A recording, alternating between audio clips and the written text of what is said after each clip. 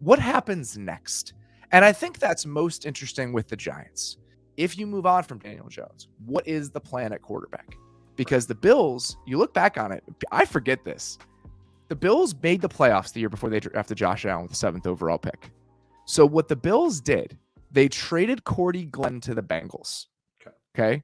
And they moved from the 21st pick in the draft to the 12th pick in the draft in the first round. They had a 2nd round pick in pocket after trading Sammy Watkins to the Rams. Mm-hmm. So they used their 2 2nd round picks to move from 12 to 7 to draft Josh Allen. Yeah. Guess what the Giants now have That's in what their back pocket? Did they trade for a receiver as well, or trade away a receiver as well? It's like there's so many parallels here. We'll get to the Kadarius Toney thing in the moment, but after Kadarius Toney's really talented and he's going to the Chiefs. My first thought was, man, now, and especially because we were preparing for this conversation, it's like, ooh, now are the Giants kind of stocking up to see what they have to do at quarterback? So I think these are all of the things that you have to take into account. I wouldn't, and you say this, use the term all the time, I wouldn't be entranced by the siren song of bringing Daniel Jones back for $30 million a year because you won a bunch of games. I understand why that might be appealing, but I would make sure you're seeing the whole chessboard for what this is, because I think that's really important. And I think that Joe Schoen is the type of person, based on his experiences, where that's going to be the way that he sees it. It's kind of been, I'm going to use the word easy, but easy to talk about what the Giants have been doing, because I kind of trust what they're doing. Like, I trust these coaches. Like, they have enough on their resume that I'm like, hey, I think these guys are reasonable. Like that. And that's where I'm like, I don't think they're going, you never know with the coaches and GMs, but you never know. You never know. But that's the thing, is like, I feel almost like kind of like they will reasonably do this. If this were a different team, I'd be like, oh my God, they're going to make the worst decision. This is the Timberwolves. This is this team. This is the Raiders. Like, they're going to do something that's going to be like, oh, what are you guys doing? But what also a component of this, and when you're hunting for a quarterback, you're going to be turning over every stone, is I've watched these quarterbacks for the 2023 class. And yes, it's an interesting class. And I think because last year's QB class was such shit that we're now in, there was the Bengals O-line of quarterbacks. And then now we get to an average-ish QB class. And we're like, oh my God, it's such a good There class. are quarterbacks. There are some functional quarterbacks. Yes, but there's no bona fide guy. It is, I personally think Bryce Young is the best player, but he is an outlier of all outliers. There's only been one quarterback since the last quarterback under 200 pounds to go in the first round is Jim McMahon. Okay, that's a component of this. Half the teams in the league are going to be out on him just because of size. And then CJ Stroud, the quarterback for Ohio State, is fine. He's not overwhelming. He does a lot of things well. And then Will Levis, the Kentucky quarterback, is interesting, but he's like, put it this way, Will Levis is still a project. He has a lot of tools and he's getting there. He's only 3 months younger than Justin Fields. It's not like you're getting an incomplete quarterback, but those are the top 3 guys at this point in time. So why I'm saying that is it's an eye of the beholder type QB class, just like the Josh Allen draft, where it is feasible for them to move up into the early teens to get one of these guys. So it's not like they're like, oh my God, we have picked, if things keep going how they're going, we're in the mid-20s, we are out on these quarterbacks. No, it's like they're still in striking range. Anybody's in striking range to get one of these quarterbacks.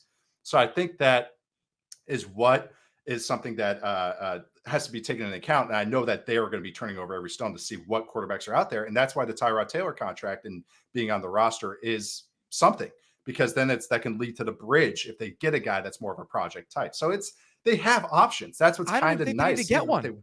No, they don't. I don't even think they need to get one. If you're sitting there and you're looking at this, let's have a frank conversation. Yeah.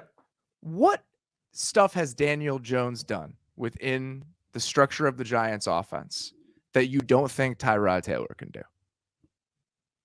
Nothing really. It's the exact, it's marginal, probably, right? Their play styles are so similar. That's the thing, is even if like I know people are going to go, what are you talking about? But it's like, no, they are. Daniel Jones, like scramble rate and running rate, it's like the same as Justin Fields. Like they play like, and that's what I mean. If you want a guy that has a little bit of mobility in order to give yourself some training wheels as an offense, Tyrod can theoretically give you that. maybe it won't be the same as Daniel Jones. He's not a battering ram the same way Daniel Jones is, Right. but they can build a functional offense next year with Tyrod Taylor. I love calling Daniel Jones a batter. That's what he is. He is. No, because it's so true, but it's so funny. When he came into the league, that's not who you're expecting to be the battering ram quarterback. I'm sorry. It's just so funny to me. I'm not trying to shit on Daniel Jones because I think there's absolutely an argument to be made that Daniel Jones is much better than the player he was over the last few years because he was in a horrible situation. But if Daniel Jones was under contract for next year and Daniel Jones was on his 5th-year option and making $15 million or whatever it ended up being, so all right, fine. Like we roll with one more year with Daniel Jones and you see what happens. But they do have to make a decision about this because he is not under contract next year. And so if you're going to franchise him for $30 million, where are you really going?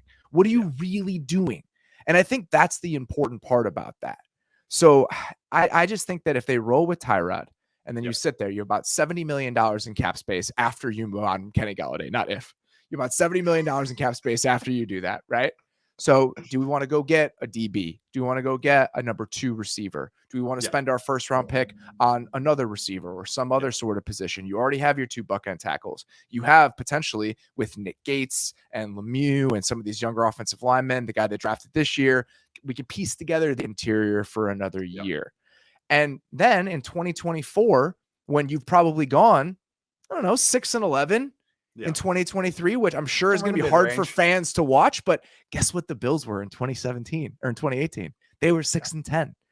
It's okay.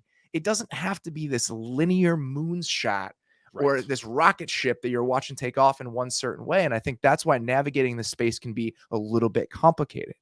And you're building the environment and the situation to be better if you do drop in a young quarterback. That is the flip side when you don't take a quarterback. And you and I don't know, you've really convinced me a lot of our discussions, but talking to teams and stuff, that is the flip side when you're like, well, we're not taking a quarterback this year. It's like we're building up such a better situation for when we do take one. Even if they, and yes, you always want them to finally pull the trigger and take a guy.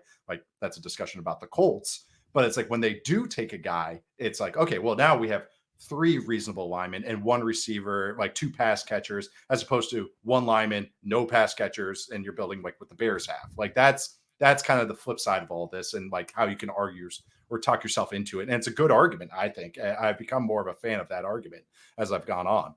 And if you're the Giants, and maybe you can get within striking range for one of these guys by making a couple smaller moves the way that the Bills did, maybe you talk yourself into that plan and that path. That's really hard to do.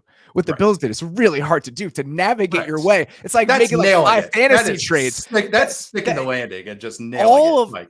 Every single way that Josh Allen in that process is an outlier. There's 100 reasons why there is. So I think that this what has become sort of a more traditional path of let's build it up and then let's go find the quarterback later. I think that's totally fine. I understand it's going to be hard to watch that potentially if you're a Giants fan after what has happened this year and after Daniel Jones playing so much better. But I just think you have to understand and look at this and say, they're going to do the most with the players that they have. That is what we've learned here.